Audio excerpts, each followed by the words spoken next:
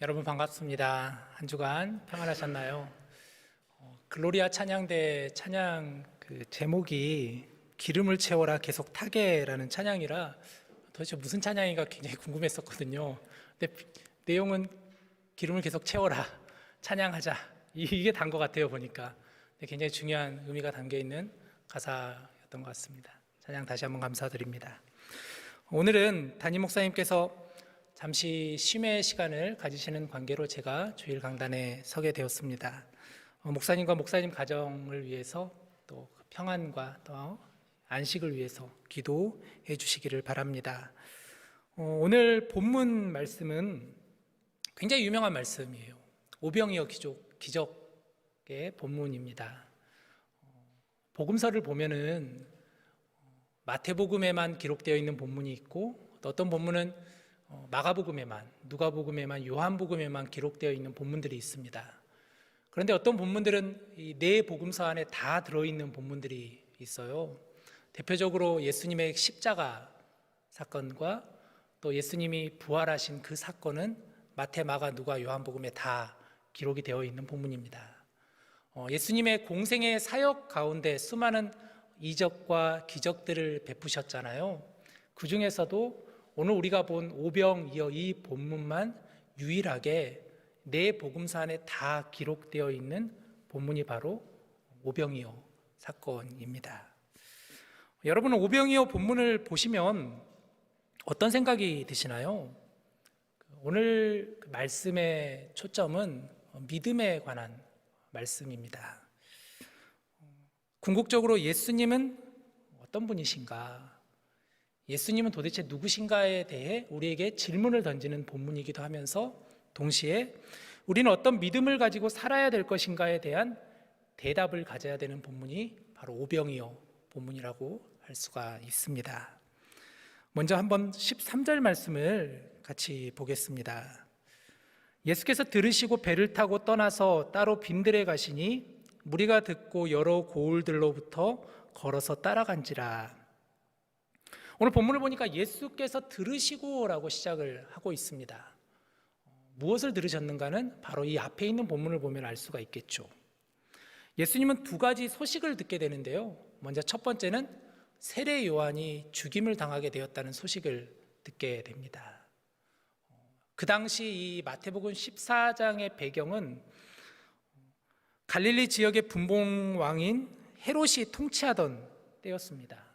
그 헤롯 왕이라고 하면 아기 예수님이 태어날 당시에 그 헤롯 왕이 아니라 그 헤롯 왕의 아들인 그 아들 헤롯 왕 시대인데, 이 헤롯의 이름을 헤롯 안티파스라고 합니다. 그는 갈릴리 지역과 또 베레아 지역을 다스리던 분봉왕이었습니다. 그런데 이 헤롯 왕이 자신의 이복 동생인 헤롯 빌립의 아내였던 헤로디아를 빼앗아서 아내를 삼은 것에 대해서 세례 요한이 비난을 하게 되자 그것을 못 이겨서 세례 요한을 죽이게 된 사건이 바로 이 앞에 있는 본문에 나와 있습니다. 그 소식을 예수님이 들으셨다라는 것이죠. 또 한 가지는 그렇게 죽임을 당한 세례 요한이 다시 살아난 것 아니냐라는 그런 소식을 듣게 된 것입니다. 그 이유가 무엇인가 하면은 이 헤롯 안티파스가 세례 요한을 죽이고 나서 예수님이라고 하는 분이 지금 온 지역에 이름이 나고 소문이 나고 많은 사람들이 그를 따른다고 하니까 예수님을 향해서 이 헤롯 안티파스는 바로 저자가 내가 죽였던 세례 요한이 다시 살아난 것 아니냐 하는 그런 얘기를 하고 다녔던 것이죠. 당시에 잘못된 미신 중에는 영향력 있는 누군가가 죽게 되면 다시 환생한다라는 그런 미신이 있었다고 합니다. 헤롯이 예수님을 보고 그렇게 생각했던 것이죠. 이런 소식을 예수님이 들으시고 오늘 본문을 보니까 빈들로 향하고 계시는 것입니다. 아마 예수님 마음속에는 여러 생각들이 있으셨던 것 같아요. 아마 이제 십자가를 지실 날이 얼마 남지 않으셨으니까 마음에 여러 복잡한 생각들도 있으실 것이고, 또 세례 요한이 죽었다라는 얘기도 들리고, 또 헤롯 안티파스를 비롯해 많은 사람들이 예수님을 향해서 죽은 세례 요한이 다시 살아난 것 아니냐는 그런 얘기를 들으니 예수님 마음이 어떤 마음으로 빈들을 향하셨을까를 예상해 볼 수가 있습니다. 자, 그런데 그런 예수님을 무리들이 따르고 있습니다. 그냥 무리가 아니라 수많은 무리가 따른다라고 성경은 얘기하고 있죠. 사람들이 예수님을 그냥 두지 않습니다. 예수님이 일으키셨던 기적, 예수님이 말씀하시는 그 말씀 때문에 많은 사람들이 예수님을 따르는 것이죠. 그런데 14절 말씀을 보니까 예수께서 나오사 큰 무리를 보시고 불쌍히 여기사 그 중에 있는 병자를 고쳐주시니라 하였습니다. 같은 본문을 기록하고 있는 마가복음서를 보면은요, 예수님께서 큰 무리를 보시고 그들을 목자 없는 양 같음으로 여기시면서 그들을 바라보셨다라고 마가복음에서는 기록하고 있습니다. 그 목자 없는 양과 같은 무리들을 보시며 의지할 데 없고 갈 곳 없는 그러한 연약한 양들을 예수님이 보시는 것이죠. 예수님은 이들을 보시며 불쌍히 여기셨습니다. 불쌍히 여기셨다라는 이 표현은 복음서에서 총 12번 사용되는데, 그런데 동사의 형태로는 예수님을 주어로만 사용되고 있습니다. 그러니까 불쌍히 여겼다라는 그 주어는 예수님만 사용되었던 것으로 복음서에서는 기록되어 있습니다. 의도적인 기록이라고 보여집니다. 불쌍히 여기시는 예수님을 의도적으로 보여주고자 하는 본문이라고 할 수가 있겠죠.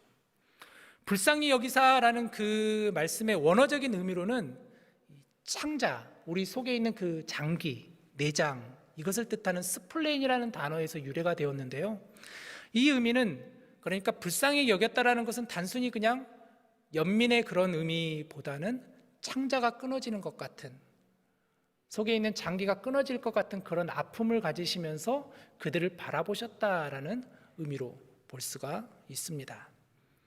이 속에는 사랑이 전제되어 있습니다. 상대방에 대한 주체할 수 없는 안타까움과 애끓는 긍휼의 마음이 예수님의 이 불쌍히 여기사라는 부분에 들어 있는 것이죠. 예수님은 그냥 지나치지 않으셨습니다. 애통함을 가지고 목자 잃은 양과 같은 이들을 보며 그들을 고치셨습니다. 여러분은 이 말씀을 묵상하시며 어떤 생각이 드시나요? 빈들로 향하고 계시는 예수님, 그렇지만 수많은 무리들을 목자 잃은 양과 같은 모습으로 그들을 바라보시며 창자가 끊어질 것 같은 안타까움을 가지시고 그들을 고치시는 예수님을 바라보시며 묵상하시며 여러분은 어떤 생각이 드시나요? 우리에게도 예수님과 같은 영혼에 대한 애통함과 긍휼함이 있었으면 좋겠습니다. 한 영혼 한 영혼에 대한 사랑과 관심이 우리에게 필요합니다. 예수님은 십자가의 길을 향해 가는 그 길 가운데서도 끝까지 한 영혼 한 영혼을 놓치지 않으시고 그들을 찾아가셔서 그들을 만지시고 그들을 위로하시고 그들을 고쳐주셨습니다. 목자의 마음을 가지고 목자의 심장을 가지고 불쌍히 여기시고 그들을 대하셨습니다. 이러한 주님의 마음을 우리 모두가 다 갖기를 원합니다.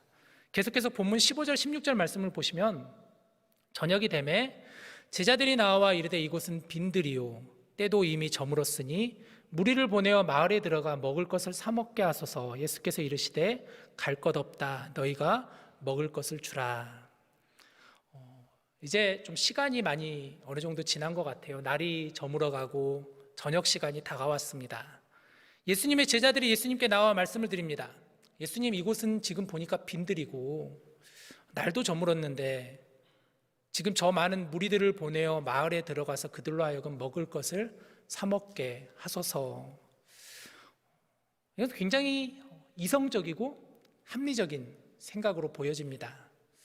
제자들에게는 이들을 먹일 만큼의 음식도 없거니와 또 이 수많은 사람들을 그 배고픔을 채워줄 만한 돈도 그들에게는 없었던 것이 당연하지요. 그래서 이들을 해산시키는 것이 어떤 의미에서 보면 당연했습니다. 마가복음과 요한복음서를 보면 예수님의 제자인 빌립이 또 이것을 계산해 냅니다. 그래서 예수님께 말하죠. 예수님, 이들을 먹이려면 보니까 200데나리온 정도가 필요합니다. 200데나리온이 어느 정도의 양이냐면 그 당시에 한 노동자가 하루 일해서 벌어들이는 그 금액이 1데나리온이라고 합니다. 그러니까 200일 동안 일해야만 벌어들일 수 있는 금액, 굉장히 큰 금액이죠.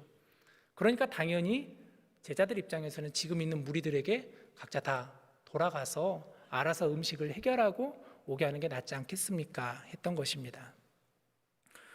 더 놀라운 것은 예수님께서 뜻밖의 말씀을 하시죠. 예수님 이렇게 말씀하시죠. 갈 것 없다. 너희가 먹을 것을 주라. 굉장히 단호하게 말씀하십니다. 이 말씀에는 예수님의 두 가지 목적이 담겨 있습니다. 첫 번째는 그 제자들의 반응을 통해서 그들의 예수님을 향한 믿음을 보시기 위함이었죠. 요한복음에 보면 예수님께서 빌립을 부르시고 빌립에게 이렇게 말씀하시는데요. 6장 5절 6절 말씀 보면 예수께서 눈을 들어 큰 무리가 자기에게로 오는 것을 보시고 빌립에게 이르시되 우리가 어디서 떡을 사서 이 사람들을 먹이겠느냐 하시니 이렇게 말씀하심은 친히 어떻게 하실지를 아시고 빌립을 시험하고자 하심이라. 어떻게 할 것인지를 예수님이 아시고 빌립을 시험하시고자 이렇게 말씀하셨던 것이죠. 예수님은 제자들의 믿음을 보시기 위함이었습니다. 그들 앞에 서 있는 예수님이 누구신지를 예수님은 묻고 싶으셨던 것이죠. 두 번째로 예수님의 제자들은 섬김을 받는 자가 아니라 섬겨야 할 자들임을 다시 한번 그들로 깨닫게 하기 위함이었습니다. 즉 그들로 하여금 다시 한번 그들의 사명이 무엇인지를 말씀하시는 예수님이셨죠. 제자들의 사명이 무엇입니까? 앞서 나누었듯이 예수님이 제자들을 보내신 목적이 무엇이겠습니까? 지금으로부터 2년 전 2020년 우리 교회 표어가 혹시 무엇인지 여러분 아시는지요? 아마 작년 표어는 그래도 기억하실 것 같아요. 우리가 성전입니다라는 게 작년 표어였다면 2020년 표어는 그림 보시면 이렇습니다. 넘겨주시면 네. 2020년 표어는 미네소타를 먹이고 세상을 먹이는 교회가 바로 우리 교회 표어였습니다. 첫 번째로는 찾아오는 사람들을 먹이는 교회, 두 번째는 사람들을 찾아가서 먹이는 교회가 우리 교회 2020년도에 붙잡았었던 우리 교회 사명이었습니다. 제가 우리 교회를 지원할 때가 정확히 2년 전이거든요. 2020년 요맘때 제가 지원하고 그리고 몇 차례 인터뷰를 했습니다. 여러분도 어딘가를 지원하게 되면 무엇을 여러분은 보시나요? 아마 그 회사의 어떤 이념이라든가 가치라든가 회사의 사명이라든가 회사의 역사, 일하는 어떤 분위기 이런 것들을 보통 보시고 회사를 지원하시고 학교를 지원하시고 그렇잖아요. 저와 같은 목회자도 마찬가지입니다. 저희도 목회지를 지원할 때 이 교회가 어떤 교회인가 홈페이지를 보면서 그 교회의 역사를 좀 보고 또 연역을 보고 또 그 교회의 표어를 보고 또 사명을 관심 있게 보곤 합니다. 또 저 같은 부교육자들은 담임 목사님도 봐요. 어떤 분이신가. 아마 여러분들도 우리 교회에 오실 때 교회 홈페이지 보시고 설교를 들으시고 그러고 오셨을 거라고 생각이 듭니다. 저는 개인적으로 우리 교회의 표가 굉장히 마음에 들었습니다. 그래서 그 당시에 당회원 인터뷰 때 이런 질문을 제게 하셨거든요. 목사님은 왜 우리 교회를 지원하셨습니까? 이 질문하실 때 제가 이렇게 대답했어요. 보니까 우리 교회, 이 교회의 사명이 너무 저는 제 마음에 와닿아서 지원했습니다. 미네스타를 먹이고 세상을 먹이는 교회, 이 사명이 굉장히 제 마음을 뜨겁게 하고 제 마음을 뛰게 해서 저도 이 교회에서 사역하고 싶어서 제가 지원했습니다. 이렇게 대답을 했거든요. 여러분, 먹이다는 의미는 두 가지 의미가 있잖아요. 첫 번째는 육적으로 먹이다라는 의미가 있겠죠. 굶주린 이들, 배고픈 이들을 가서 먹이는 것. 또 한 가지 더 중요한 의미는 우리는 주의 몸된 교회이기에 영적으로 먹여야 되는 사명이 있습니다. 하나님의 말씀으로 그들을 먹이고 말씀으로 그들을 살리며 말씀이 육신이 되어 오신 예수님을 전하는 것, 그것이 바로 우리 교회의 사명이죠.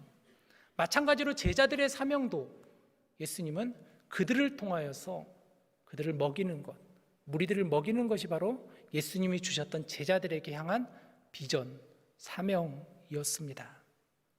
그런데 예수님의 제자들은 예수님의 그 말씀, 너희가 먹을 것을 주라라는 이 말씀을 전혀 이해하지 못합니다. 그렇겠죠.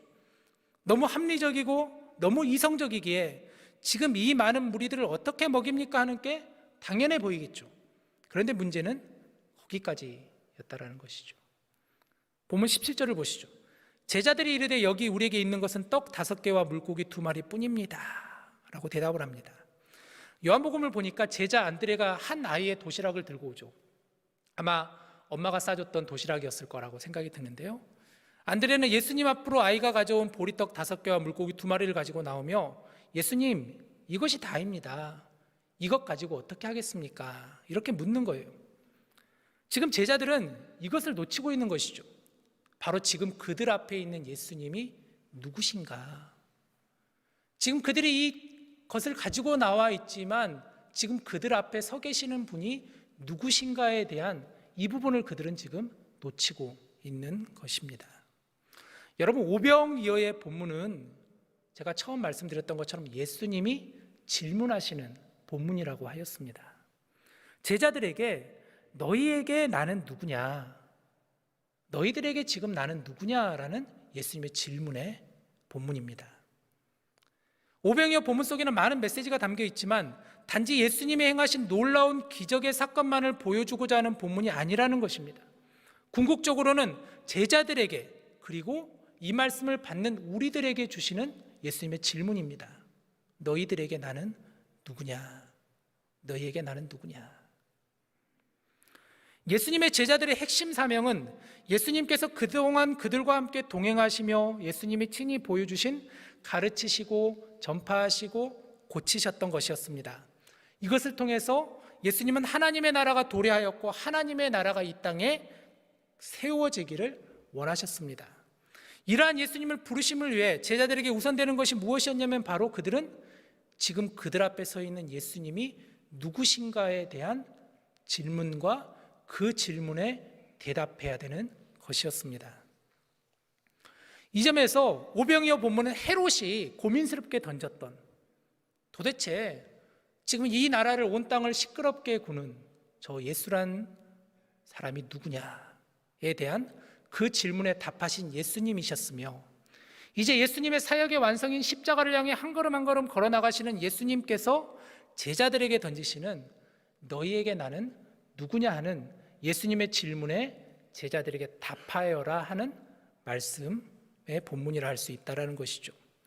그런 우리 주님께서 이제 말씀하십니다. 18절 19절을 보시면 이르시되 그것을 내게 가져오라 하시고 무리를 명하여 잔디 위에 앉히시고 떡 5개와 물고기 2마리를 가지사 하늘을 우러러 축사하시고 떡을 떼어 제자들에게 주시매 제자들이 무리에게 주니, 예수님 말씀하시죠.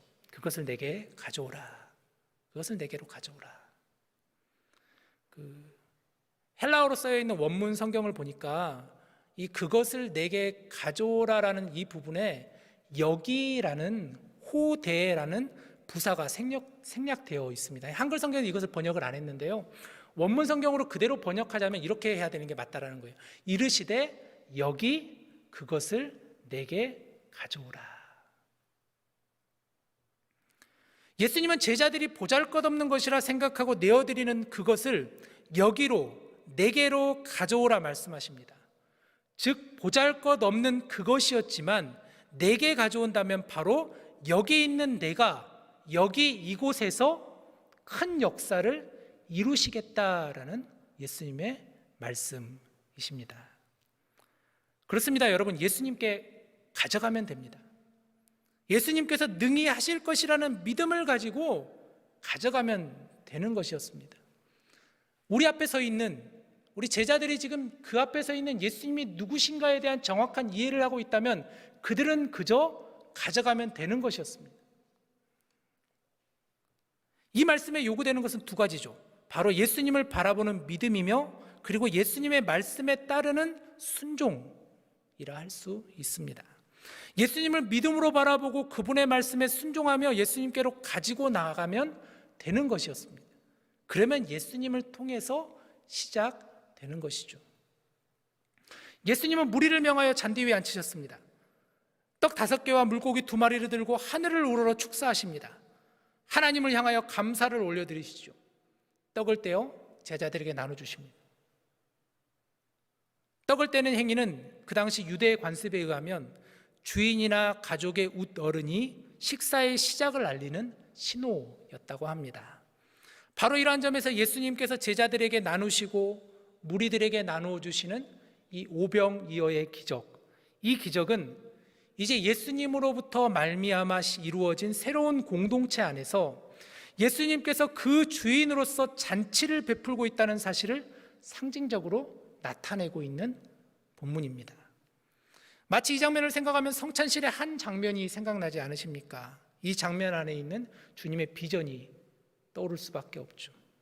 교회 공동체를 통하여서 서로 하나 되는 연합을 누리고 그것을 통하여서 주님을 기념하라 하시는 그 장면이 지금 오병이어 이 본문 속에도 들어있다라는 것입니다.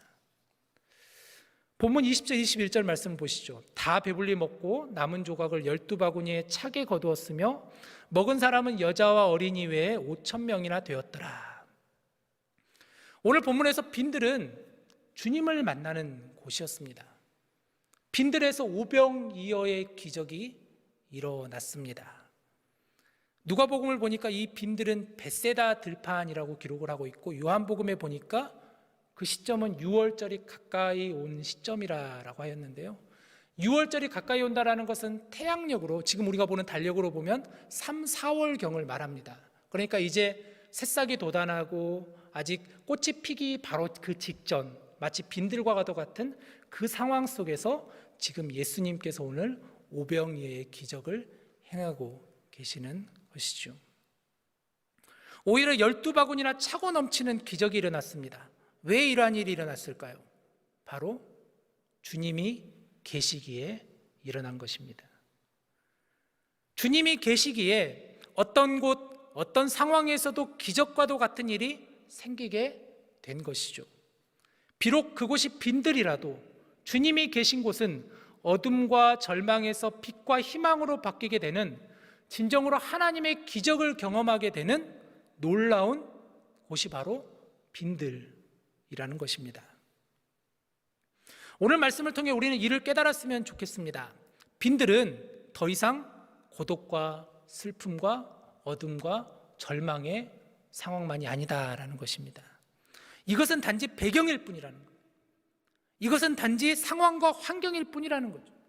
오히려 주님을 만나게 되면, 주님이 그 안에 계신다면, 주님이 함께 하신다면, 주님을 경험할 수 있다면, 그것은 결코 우리가 생각하는 아무 근거 없는, 아무 의미 없는, 아무 절망, 희망 없는 빈들이 아니라는 것입니다.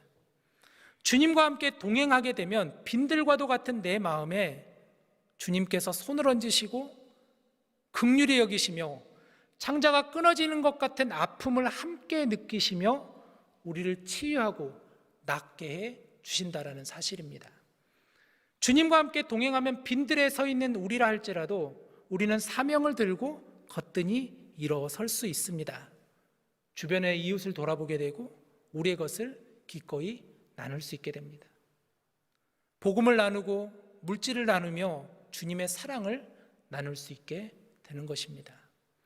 주님과 함께 동행하면 빈들에서 방황하는 우리는 우리 삶의 주인은 오직 예수님이심을 믿게 되는 것이고, 주님이 말씀하시면 제가 순종하겠습니다 하며 순종으로 나아갈 수 있게 되는 것입니다.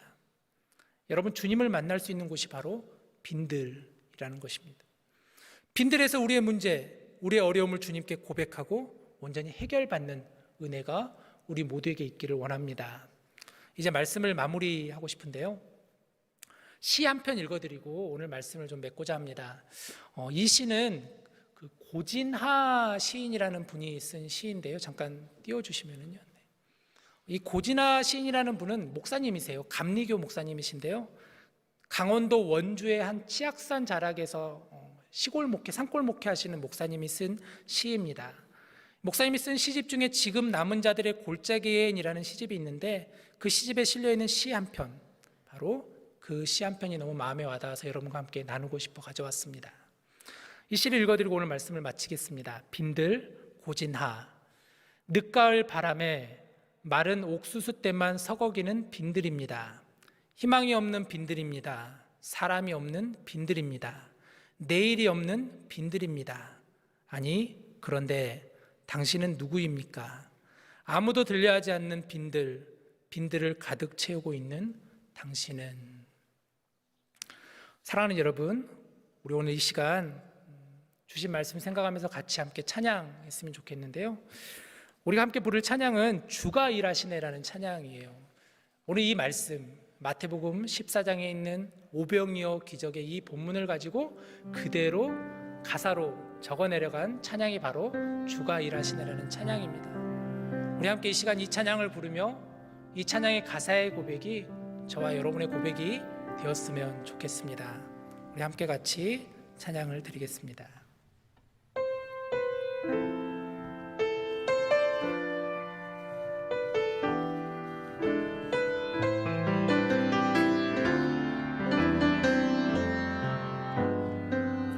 날이 저물어 갈 때, 날이 저물어 갈 때, 빈들에서 걸을 때, 그때가 하나님의 때. 내 힘으로 안 될 때, 내 힘으로 안 돼. 빈손으로 걸을 때, 빈손으로 걸을 때, 내가 고백해 여호와 이래. 주가 일하시네.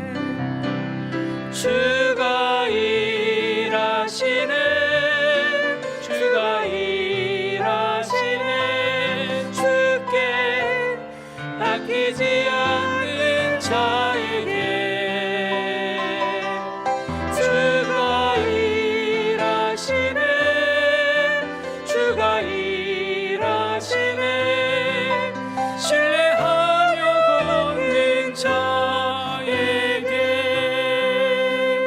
우리 모인 이곳에, 우리 모인 이곳, 주님이 함께 계시네. 주님 함께 계시네. 누리네 아버지 은혜.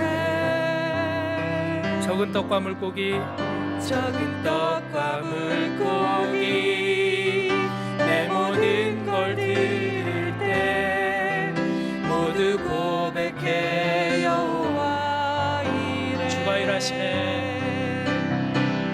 주가 일하시네.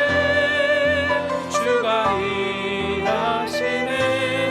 주께 아끼지 않는 자에게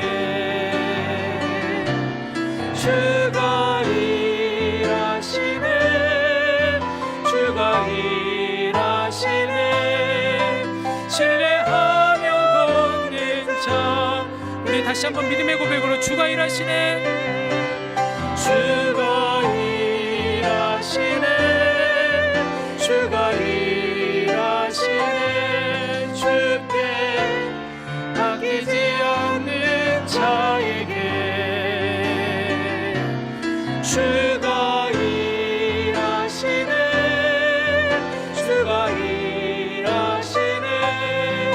신뢰하며 걷는 자에게. 여러분, 오늘 이 시간 우리 같이 함께 기도했으면 좋겠습니다. 오늘 이 말씀은 저에게도 그리고 여러분에게도 주시는 하나님의 말씀입니다. 빈들에서, 우리가 걸어가는 이 빈들에서 우리는 주님을 만나기를 간절히 원합니다.